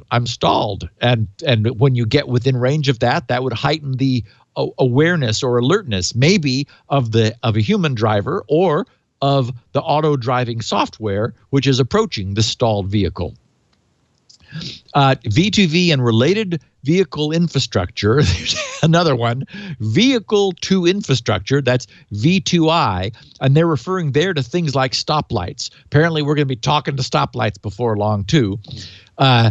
Relies on what's known as the dedicated short-range radio communication (DSRC) wireless protocol to communicate between devices at ranges. Oh yeah, here it is, of up to 984 feet, which is an odd-looking number because it's actually 300 meters. Vehicles will send out standardized basic safety messages that trigger driver alerts or even emergency avoidance actions to prevent crashes. And of course, under the topic of what could possibly go wrong, what we're doing is we are escalating the level of technology with the best of intentions. Merry Christmas. So ours, in their coverage, writes, recognizing the immense implications of an insecure protocol, the notice asks industry and the public for input on the proposed security specifications and proposes that, quote, vehicles contain firewalls. Of course, they don't know what that means. Between V2V modules and other vehicle modules connected to the data bus to help isolate V2V modules being used as a potential conduit into other vehicle systems, which of course happens all the time, unfortunately. Privacy is also given due attention. How nice. And the proposed rule would prevent cars from sending out identifiable data like a vehicle's VIN number or a driver's name or address. Well, how again, thoughtful that your car is not going to be announcing who you are as you're driving along. So, oh goodness. This podcast will never end, Leo. We will have fodder from now. I mean, we keep doing this. We have IoT. Now we're going to have the IoT of vehicles called V2V. Notice there's no S in V2V either, just like there's no S for security in IoT. Wow. And then in something that I thought you would find interesting, Leo, the news is photographers and filmmakers are calling for encryption to be built natively into cameras as a standard feature. I don't get that. Okay. Yeah, explain. Here it comes. Over 150 filmmakers and photojournalists are calling on major camera manufacturers to build encryption into their cameras.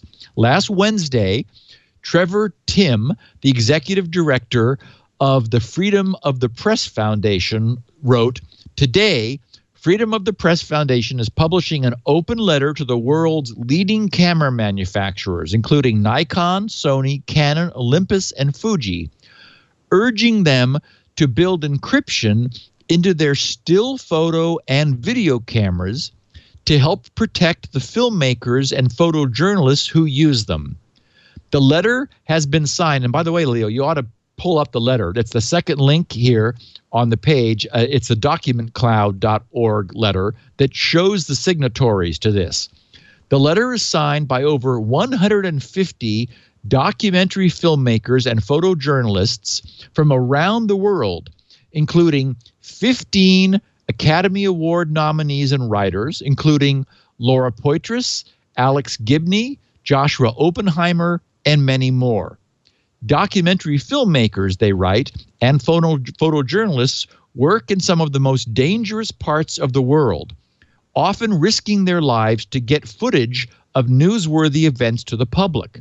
They face a variety of threats from border security guards, local police, intelligence agents, terrorists, and criminals, when attempting to safely return their footage so it can be edited and published.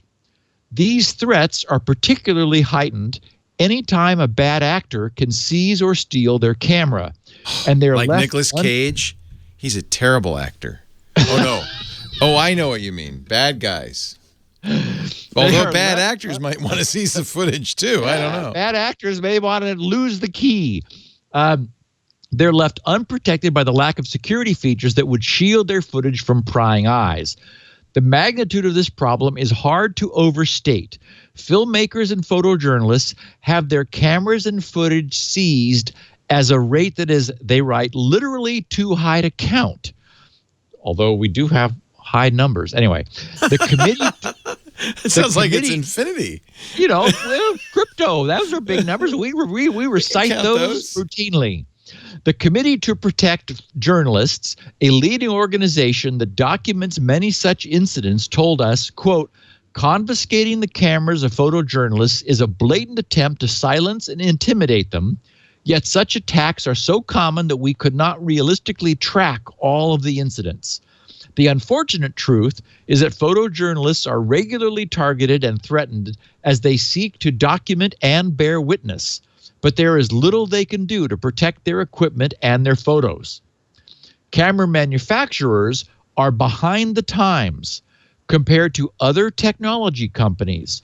All iPhones and many Android phones come with encryption built into their devices. Communication services like Apple's iMessage and FaceTime plus Facebook's WhatsApp encrypt text messages and calls by default. And many major operating systems on PCs and Macs give users the ability to encrypt the hard drives on their computers. Yet, footage stored on the professional cameras most commonly used today are still left dangerously vulnerable.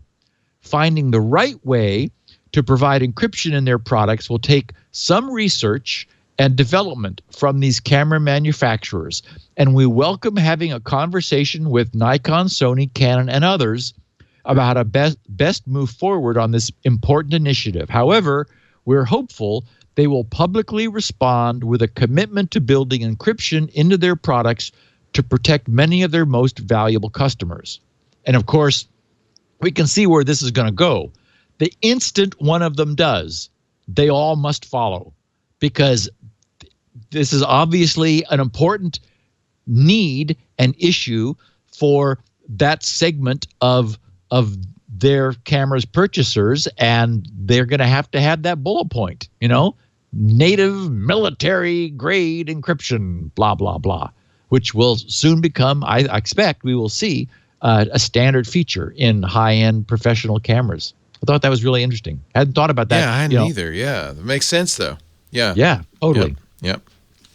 So there is a service that I would argue our listeners, if you need it, it's nice on its face, but unfortunately, to make it maximally available, they have sacrificed some security in some worrisome fashion. What this is, it's a web-based front end to the LetsEncrypt service. It's called SSLforfree.com. Amazing that domain wasn't used before now. SSLforfree.com. SSL for free. So under there, how it works, they say, we generate certificates using the LetsEncrypt ACME server by using domain validation. Private keys are generated in your browser. Okay, there's problem number one, and never transmitted. Well, it's good they're never transmitted.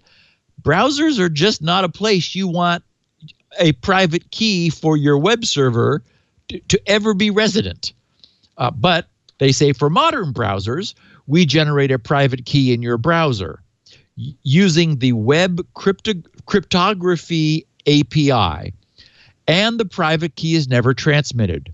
The private key also gets deleted from your browser after the certificate is generated. Well, how nice. But then they say, if your browser does not support the web cryptography API, Then the keys will be generated. They're talking about the private key for your web server will be generated on our server using the latest version, okay, good, of OpenSSL and outputted over SSL, good, and never stored, good. But, you don't ever want your server's private key to ever go anywhere, really preferably never outside of your server. And that's the way it's being done now. Your private key never leaves the server that generated it. Now they're saying, oh, yeah, maybe your browser can generate the private key. If not, we'll happily do it for you and then send it to you. Hand it, with the LetsEncrypt Acme server. Yikes. Then they end saying, for the best security, you are recommended to use a supported browser for your client. You can also provide your own CSR, that's a certificate signing request, when using manual verification, in which case the private key is handled completely on your end. Okay, so from all of this, if there's anyone out there who wants a LetsEncrypt key or a LetsEncrypt cert, then you should definitely generate the private key the old-fashioned way. If you've got a web server that supports HTTPS connections, it has the ability. I mean, it's probably got OpenSSL or it's a Windows machine, so it's got the crypto API in it. They all can generate the private key for you. Do it on that server. Then what that generates is a certificate signing request. Then you could use that safely because it does not have your private key in it. You are asking them to sign the matching public key. So that you put in to SSL for free. They do the interaction with the LetsEncrypt server and send and give you back a certificate for that is the signed public key for your server's private key that never left the boundary of your server. So, I mean, it's nice that these guys are like bending over backward to solve the problem, but they're doing so in a frightening fashion. We know SSL. We wish it were secure. It's not. You're using web HTTP connections to move this stuff back and forth. We just talked about DNS changer, so you don't even know if you're actually connecting to them or to someone spoofing them. So again, there's too many holes in this Swiss cheese that we are currently operating in for that to be secure. There's an interesting site I have in the show notes that I didn't want to skip. He calls it it's Robin Linus, ROBINLINUS.com, and the service is WebKay, WEBKAY. So if you go to, and it's a little unnerving, WEBKAY.RobinLinus, ROBINLINUS.com, what you are presented with is a page of what your browser knows about you. Now, we've sort of seen these things before, but maybe not for a year, where we were looking at like all the junk in the query headers and stuff. This shows the geolocation of like where you're located, what OS you're using, a bunch of stuff that's familiar, but it's just sort of, it's a convenient reminder of any site you go to, every place you go, just like this one, the amount of data that your browser and our state-of-the-art technologies. I mean, you'll notice there's battery in there. He says that my computer is currently charging its battery. It's like, okay, but the point is there's an API in the browser that tries to report on the state of your battery. And as we know, that because of the resolution of some of those parameters, that can be used to track you. So just sort of a worthwhile reminder. Also, Google Contributor is being terminated. It's not. Apparently, it's going to get reborn. Oh. I know. I was using that. I am. In fact, what's so funny, Leo, is yesterday when I was researching this, I was looking at a web page covered with Google contributor blanked out ads. Yeah. So I thought, well, isn't that ironic? There was a big banner at the top and a bunch of little squares floating around with those little pastel circles. I see kitty cats. Oh, you do? Yeah. Well, you can choose what you want to replace ads. Yeah, I went with, I don't know, fuzzy floodlights. It's probably smart. Yeah. So email has been sent. I didn't get mine yet. Maybe it's probably went to my Gmail account, which is my slop account. Email being received reads, "Thank you for being part of Google Contributor, a service that helps readers enjoy fewer ads while funding the sites they love. Early next year, we're launching a new and improved contributor." Oh, good. Okay. Yeah. "Your input throughout the testing has been invaluable." Okay, I didn't give him any input, but I gave him a lot of money. Yeah. "As we build this new service, we will discontinue the current version of Contributor. What this means to you, starting in mid-January 2017, so like 3 weeks from now, 4 weeks, you will no longer see Contributor ad replacements as you browse the web." So they're shutting it down. "And you will be unable to access your Contributor account." They're closing that down. "You will no longer be billed," well, thank you, for the non-functioning Contributor service starting mid-January 2017. "And we will refund your remaining account balance to your credit or debit card on file." That's all they say. Now, they don't give a commitment to a start date. They're not telling us when they're going to replace it or when the new service will be coming up. But there is a link to a Google Docs form, which you can fill out, and I did, and I've got the link in the show notes, to register yourself for notification when they relaunch the service. And boy, I tell you, I see so many of those little contributor boxes when I'm surfing the net, which I'm happy to pay pennies for instead of either blocking the ads or having to put up with ads or the malvertising that they're replacing. That I'm happy to do that. Also, I did want to mention the pfSense people have a beautiful little cute 2-port pfSense hardware security gateway. It's the SG-1000. They named it after you. They did. It wasn't that thoughtful. I think it actually stands for Security Gateway, but I'm happy to go with Steve Gibson.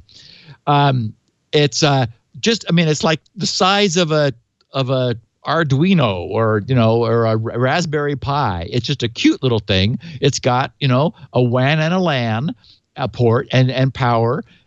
Just adorable. And I forgot to say, it's $150. So it is the low end of their range. Now, what it does not have is more ports. And that's the nice thing about the $49 switch, which also has a lot of security features that allows for physical network segmentation. However, this is full pfSense. And that's on top of nano BSD with the kitchen sink and 5 bathtubs in there. Open VPN, you can run reverse proxies, it's got everything.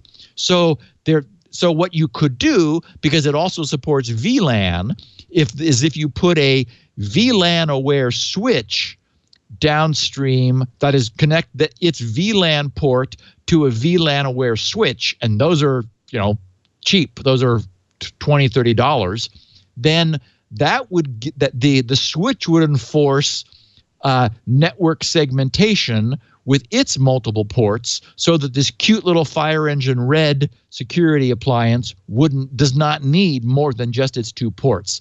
So I wanted to put it on everybody's radar. Because it doesn't get any nicer than pfSense from a standpoint of a massively feature-rich solution. And we have some errata. I misspoke last week because, in my defense, my brain cannot believe, it cannot process the reality of the truth of this. I said that IPv6 subscribers get 64K IPs. Wow! 64,000. Actually, we know it's 65536 IPs. It's essentially what would that be? A 16-bit network block. No. They get 64, not K IPs, 64 bits Wow. of IPs. Okay, remember that 32 bits is the entire internet currently. The entire IPv4 internet is 32. And remember, 64 is double the bits, but it's not double the internet. It's the internet squared. It's every single IP on the internet is an internet itself. So I don't even know how to pronounce this number. 1-844-6-744-073-709-551-616. That's how many IPs we each get. You, Leo, get that many. I get that many. Actually, that's not even true. The recommendation is that rather than a /64, maybe give them maybe give them even more. Shorten the so-called prefix. Okay, so here's what's going on. The IP space in IPv6 is 128 bits. And they decided, we got so many bits now, we're just gonna slice it in half.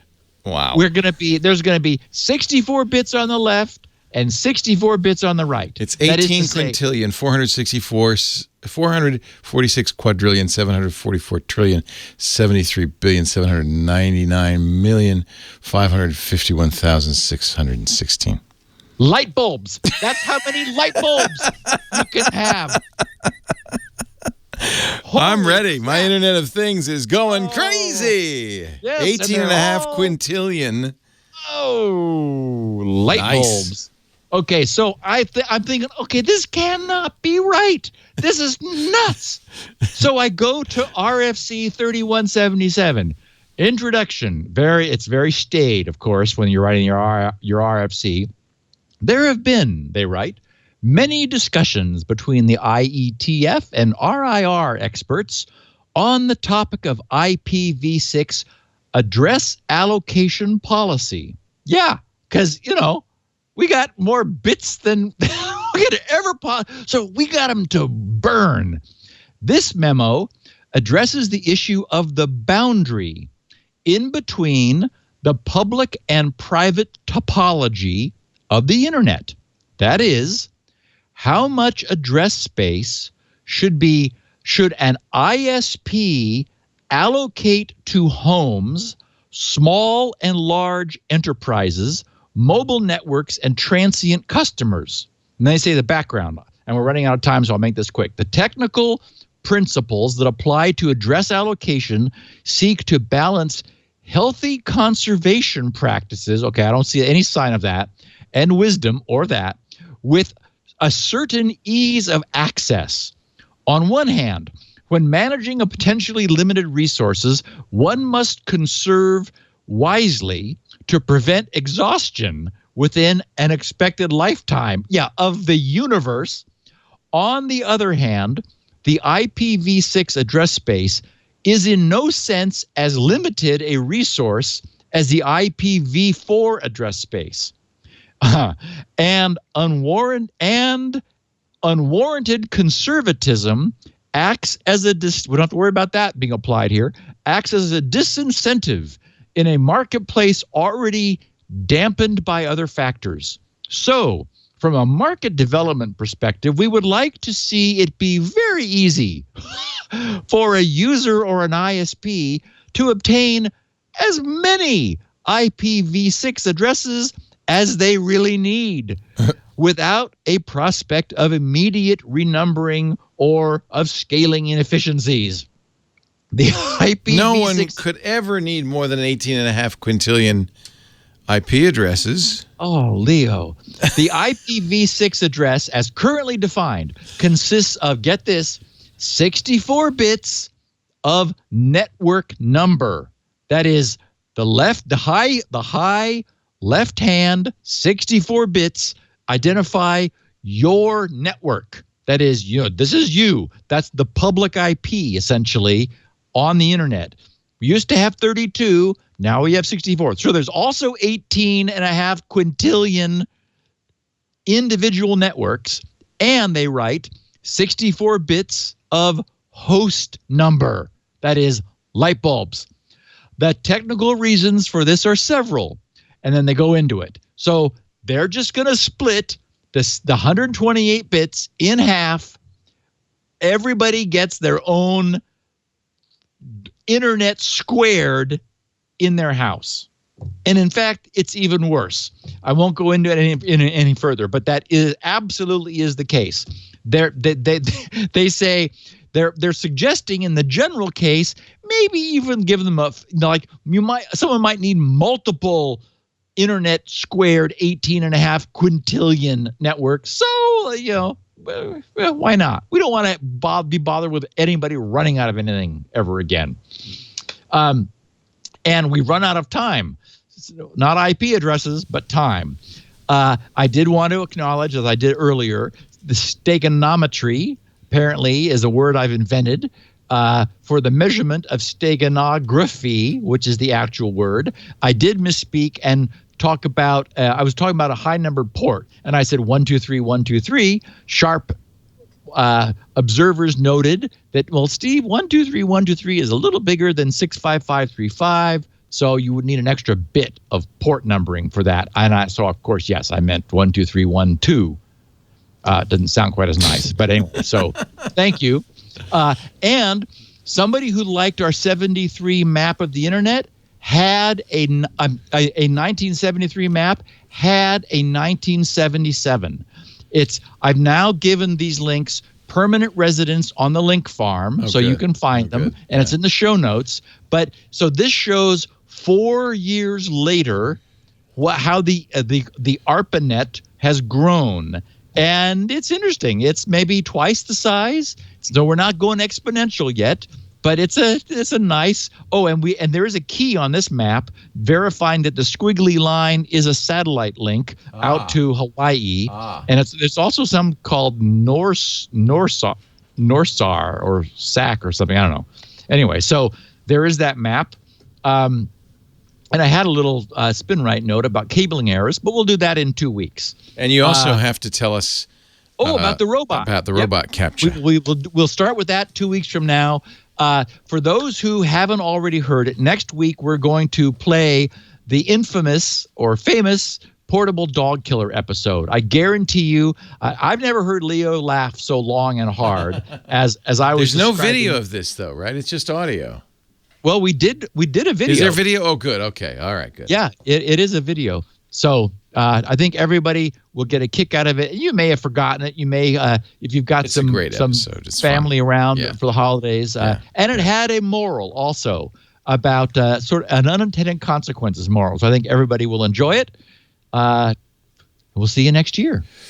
Tonight is the darkest night since 1648 or something like that. What? Well, tonight is winter solstice. You know, the longest night of the year tonight. The shortest day. Right. Yeah, shortest day, longest night. And there is a total lunar eclipse. And there hasn't been a total lunar eclipse on winter solstice for almost 500 years. Cool. So the moon will go out. You can look at the stars. Completely blocked by the Earth. Completely blocked by the Earth. It will be very cool. It's from 2:41 to 3:53 a.m. Eastern Time for totality. But at midnight our time, 11:41 p.m. our time. Yeah. Okay, good. So that means midnight should be very interesting in your neck of the woods.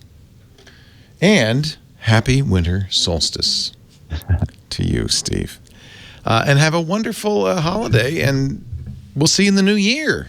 Indeed, my friend, and I'll shoot you an email in a couple days and with some update stuff. We'll converse. Yes, via the internet. Steve Gibson does this show every Tuesday at 1:30 Pacific, 4:30 Eastern, 21:30 UTC. So do tune in if you want to watch it live. Join us in the chat room at irc.twit.tv or join us in studio as Nina and Alexandra did. You just email tickets at twit.tv. We'd love to have you in here. But if you can't do any of that, you can get on-demand versions at grc.com. Steve's site. He has audio plus transcripts, nice transcripts of every episode. Makes it easy to search for something you're looking for at grc.com. He also has other stuff there while you're there. Get SpinRite, the world's best hard drive maintenance and recovery utility, even for SSDs. You can also find perfect paper passwords and SpinRite and all the other great stuff Steve does. Now, if you want to get video, you need to go to our site, twit.tv/SN. We have audio and video. And, of course, you can always subscribe, and that way you won't miss an episode. You don't want to miss an episode. This is a good show. You learn a lot in this show. It's a lot of fun. Somebody said, it's not a full moon tonight, it's a full earth. I like it. Thank you so much, Steve. Thank you, everybody. Happy New Year. Merry Christmas. Next week, the Portable Dog Killer. And we'll see you January 3rd right here for a brand new Security Now. Cool. Thanks, Leo.